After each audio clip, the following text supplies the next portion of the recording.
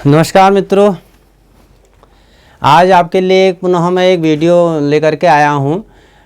क्योंकि अब तो विवाह के महीने जो माघ फाल्गुन था चला गया, चैत्र आ गया, उसके बाद पुनः बैसाख में विवाह होंगे।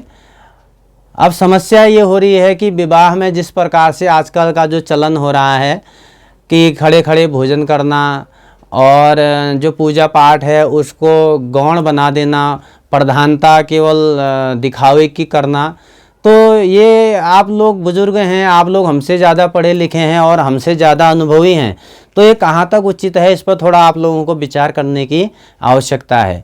देखिए, जैसा हम देख रहे हैं कि वनडे बारात बहुत ज़्यादा हो रही हैं और वनडे बारात में क्या होता है, 2 बजे, 2:30 बजे, 3 बजे बारात पहुंच रही है, फिर भोजन कर रहे हैं, 3-4 बजे वह कर्मकांड में बैठ रहे हैं और 5:30-6 बजे समापन कर दे रहे हैं। देखिए, मूल में जो बात होती है उसका आपको आचरण करना बहुत आवश्यक है, वरना हमारी जो संस्कृति है, हमारा जो आने वाली पीढ़ी है, उसको ये भी पता नहीं चलेगा कि जो शादियाँ होती हैं उसमें मंत्र भी पढ़े जाते हैं।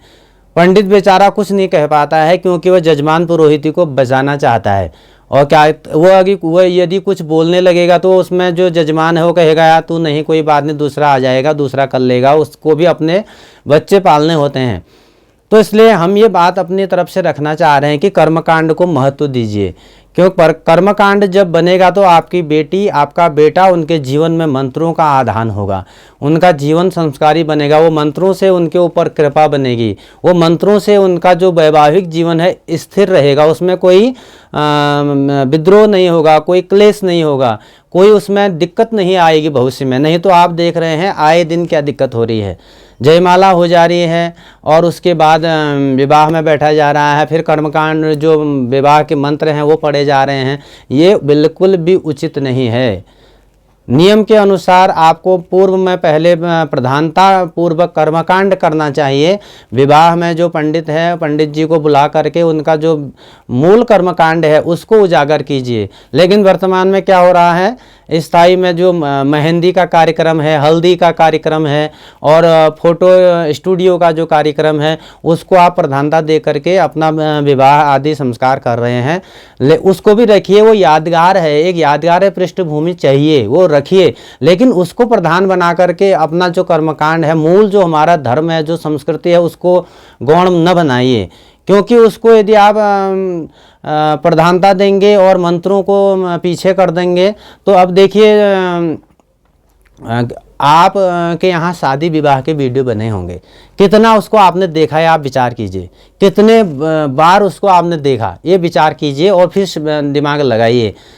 क्योंकि इसमें जितना हम पैसा खर्च कर रहे हैं और कर्मकांड में उसके कहीं भी बिल्कुल भी खर्च उसमें नहीं हो पा रहा है, तो उसको क्यों आपने प्रधान बनाया हुआ है। दूसरा रहे भोजन की बात, हमारी संस्कृति क्या है, खड़े खड़े मैं भी खाता हूँ, लेकिन जो बुलाते हैं खिलाते हैं तो क्या करेगा आदमी, कई जगह भूखे भी रहना पड़ता है, वापस भी आना पड़ता है देख करके कि तो भोजन जो है, भोजन और शयन ये तो बिल्कुल पर्दे के विषय हैं।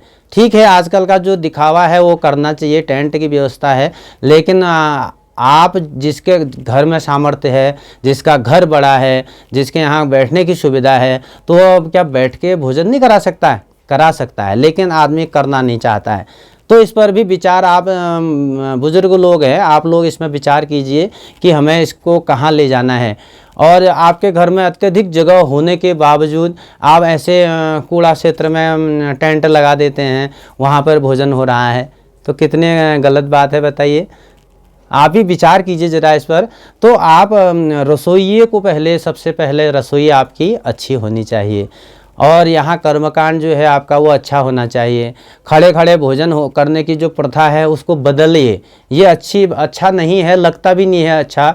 और निमंत्रण उतने ही दीजिए जितने निभा सकें, बुरा नहीं मानना है इसमें, जितना निभा सके निमंत्रण उतने ही होने चाहिए।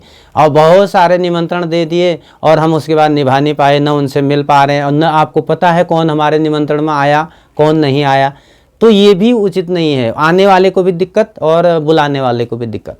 तो सबसे पहले हमारा जो धर्म है, यदि धर्म संस्कृति की यदि रक्षा करनी है तो कर्मकांड को, उसमें जो मंत्र हैं उनका जो मंत्र शक्ति है वो अपने जो बहू है, बेटी है, बेटा है, जो भी जिसको भी आप घर में ला रहे हैं या विदा कर रहे हैं उसका ध्यान रखना बहुत आवश्यक है। कर्मकांड पूरा कराने का प्रयास कीजिए। अब जो 4 बजे कर्मकांड में बैठेगा, वनडे में 6 बजे उसको विदाई देनी है, तो क्या कर्मकांड होगा? कुछ भी कर्मकांड उसमें नहीं होगा। धूल्य अर्घ्य की बात करते हैं, धूल्य अर्घ्य जब गोधूली होती है, जब गैया घर को आती हैं शाम के समय, वो धूल्य अर्घ्य उस समय होना चाहिए। अब 2 डे जब बारात होती है, धूल्य अर्घ्य होता है रात को 12 बजे।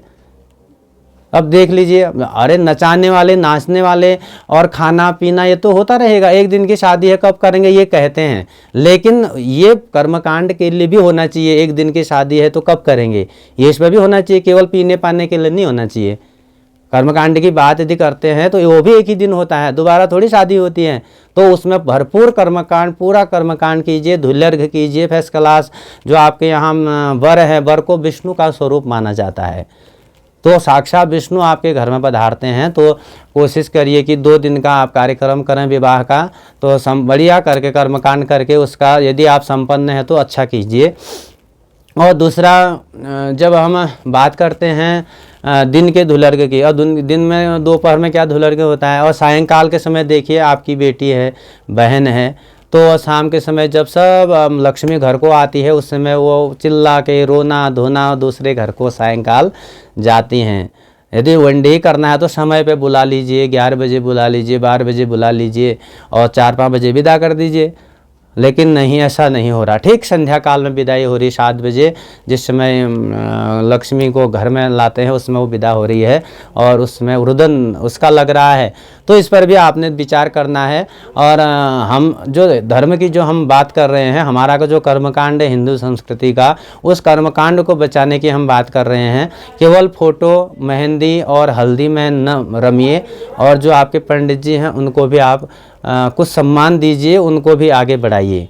रही बात दक्षिणा की, दक्षिणा 1.5 2-2 लाख आप टेंट वालों को देते हैं और बैंड वालों को देते हैं, तो पंडित जी को आप 1100 पकड़ा देते हैं, 1500 पकड़ा देते हैं, उनके भी 2 दिन 3 दिन लगते हैं। उस हिसाब से उनको भी दक्षिणा दीजिए, उनका सम्मान सबसे पहले कीजिए। आपको आशीर्वाद देंगे, दुआ देंगे, वैसे आपका भला हो जाएगा। तो ये चीज़ आपको समझना है।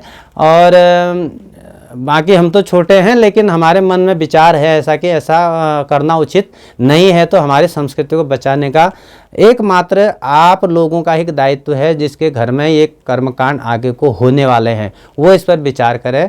और जो हमारे चैनल में नए आए हैं, चैनल को लाइक सब्सक्राइब करें। मैं हूँ बागेश्वर से डॉक्टर रमेश कांडपाल। धन्यवाद, नमस्कार।